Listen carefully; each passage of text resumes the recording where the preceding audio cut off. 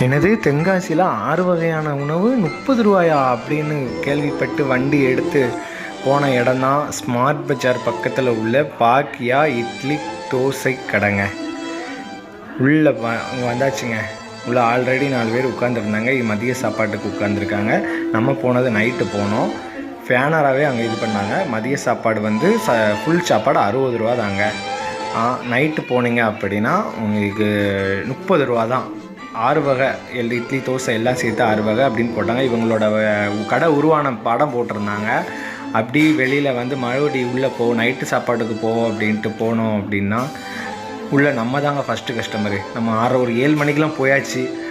போனோடனே அங்கங்கேயும் 30 ரூபா போட்டுருந்தாங்க. நம்மளை பார்க்கவே ஆசையாக இருந்துச்சு. அப்புறம் அண்ணன் சுட சுட எல்லாமே எடுத்து வச்சாங்க. அண்ணன் இலையை போடுங்கண்ணே, இலையை போட்டு இலையில் அண்ணன் 6 பொருளையும் அடுக்கி வச்சாங்க. அடுக்கி வச்சுட்டு அதில் குருமா, 2 வகையான சட்னி, சாம்பார் போட்டு